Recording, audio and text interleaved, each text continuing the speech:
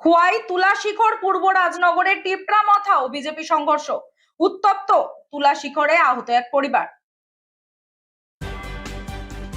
খোয়াই আসারামবাড়ি বিধানসভা এলাকার তুলাশিখর পূর্ব রাজনগর এলাকায় শনিবার ভিলেজ ভাইস চেয়ারম্যানের বাড়িতে হামলা চালায় টিপরা মাথার কর্মীরা।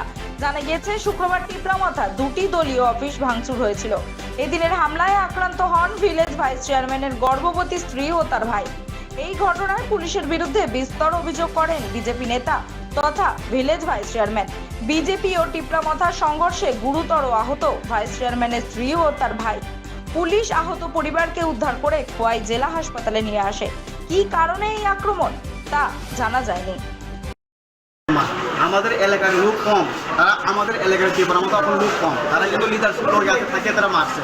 এরপরে আছে তারা কিতা করছে, সারা আশ্রম বাড়ি থেকে লোক আনছে, সারা আশ্রম বাড়ির লোক আনিয়ে এইসব করছে। আমার বাড়ি তোমরা বুঝতা নাই এই ঘটনায় পুলিশ প্রশাসনের কি ভূমিকা? পুলিশ প্রশাসন আছে, কিন্তু আমি পুলিশ আওয়ার পরে আমি বাড়ি আইসে আওয়ার পরে আমার পুলিশ গাইলিয়ে দেয় এই এফআই সামলদের প্রমাণ, তুমি এত বাড়াবাড়ি কথা বলে কি লেখা রাজেন্দ্র রিয়া, তারা আমার উপর বিশ্বাস নাই, তারা আমার উপর তারা গ্রেপ্তার করতে পারে, তারা আমার হুমকি দেয় তুমি এইসব বাড়াবাড়ি খরচ কি লেখা।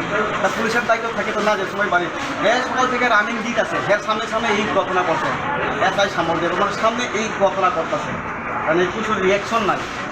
একদিন না বিগত ওই 23 থেকে বা 2022 থেকে এই কাম্পার ওসি মানে থানাতে